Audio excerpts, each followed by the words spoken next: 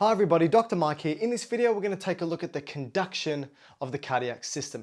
This is the electrical current that moves its way through the muscle of the heart, the myocardium, in order to tell it to contract.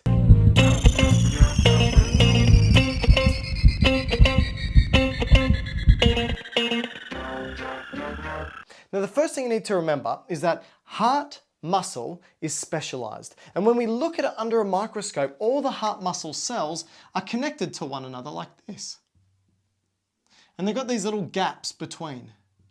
Now, this is important because what you're going to find is that these cells, like any excitable cell of the body, like neurons, for example, at rest, they have a negative charge associated with them.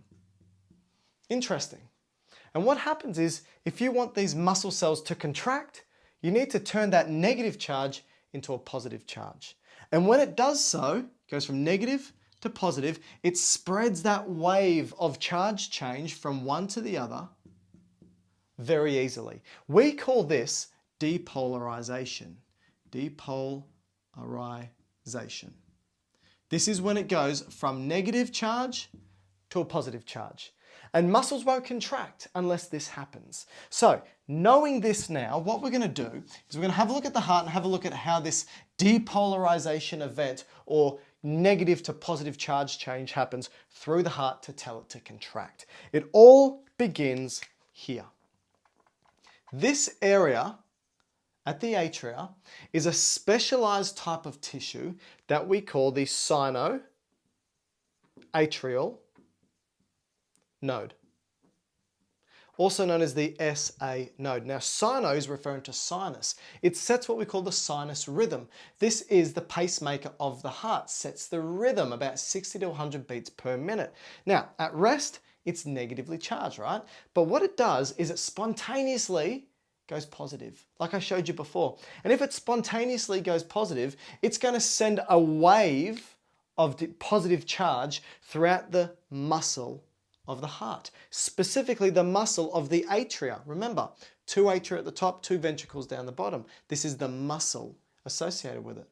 So, sinoatrial node muscle tissue is negative. It then turns positive and sends a wave of positive charge through the atrial muscle in that manner. So it goes like this, spreads this positive charge through. Positive, positive, positive, positive, positive, moving all the way through the atrial myocardium. Now, interestingly, if you do an EKG or an ECG, an electrocardiogram, where you put all these sticky electrodes on the hands, the feet, and across the chest, it picks up this charge change, right? That's what an ECG or EKG does. And you've got a number of leads, but often we have what we call the reference lead, which is often lead 2. And lead 2 is usually looking at the heart with a point of view from here. So think of that as a set of eyes looking at the heart from the apex up towards the base. What do you see? If you were this particular lead looking at the heart, what you're doing is you're seeing that there's positive changes going in your direction. The muscle is becoming positive in the direction of that lead. And what you're going to find on an ECG or an EKG is that anytime a positive charge goes towards you, remember we call it depolarization, you get a bump up on the lead. So firstly, nothing's happening. We've had nothing. Then the SA node spontaneously depolarize, sending that positive charge towards the lead, and you get a positive deflection on your ECG or EKG. That's the first thing. Then what happens is there's this fibrous tissue that separates the atria from the ventricles, and it stops this positive charge. So you get another flat line on the ECG.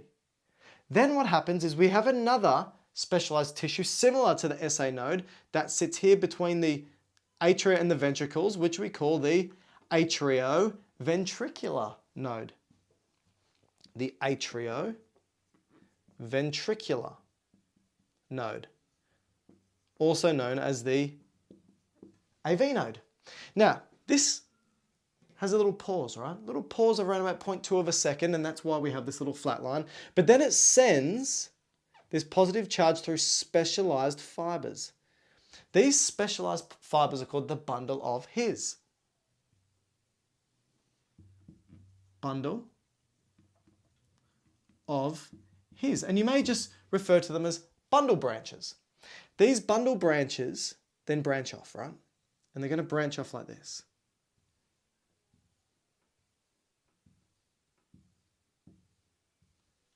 And then the other one branches off like that through the heart muscle of the ventricles. And again, it's going to send a wave of positive charges in this manner, like this, like this, like this, like this, like this, like this, like this. And as you can see, it sends the positive charge like that. So now, what do you see? Is it going towards that lead or away from the lead? Well, predominantly, what you're going to find is on the left-hand side, it's all going towards that lead. And so what you're going to find is you get a very big bump up, right? A very big bump. And you may be saying, but what about over here? This is going away from the lead. Well, what you're going to find is the left-hand side of the heart, the left muscle, is 4 times thicker than the right. So it overwhelms the electrical activity on the left-hand side, overwhelms anything happening on the right-hand side. And so you get this huge spike up because this tissue is far thicker than this tissue. So more electrical activity and a big spike. Then what you have at the end is the electrical activity moving away from that lead. As you can see up here, and as you can see up here. Moves away from the lead, so you get a dip down. And then back to that charge again.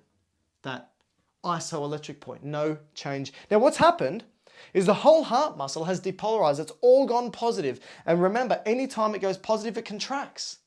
So when you had this bump up, it was immediately followed by those atria contracting, pushing the blood down.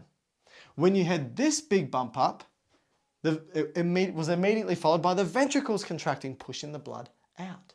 But the next thing is we need to reset the heart. We need to make it negative again.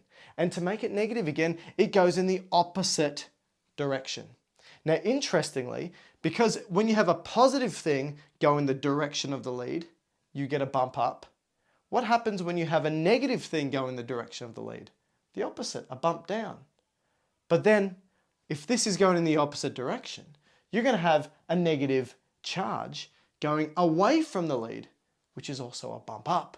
So what you then get at the end is another little bump up, and this is the negative resetting of that heart. And now what we have is what you see on an ECG. You see the particular peaks and troughs associated with it, and they've all got different names. You've got the P wave, which is representative of atrial depolarization. Atrial depolarization. You've then got the QRS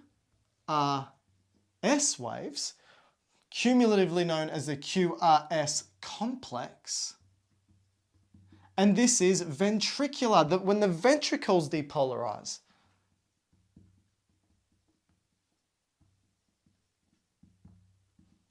And then the last thing you have, what do you think it is? If it's P, Q, R, S, T wave, this is the resetting of the heart, making it negative again. If this is called depolarization, bringing it back is called repolarization. So this is ventricular repolarization. You might be thinking, where's atrial repolarization? It happened at the same time as ventricular depolarization and therefore is hidden behind this wave. And so what we have is the electrical activity of the heart. Remember, it goes SA node through the atria, contraction of the atria. AV node, bundle of His, and then it goes through these fibers, which are called Purkinje fibers. We should label them. These fibers are all called Purkinje fibers. And then that's followed by ventricular contraction. And then the whole thing resets, and that's called ventricular repolarization. This is the conduction of the heart.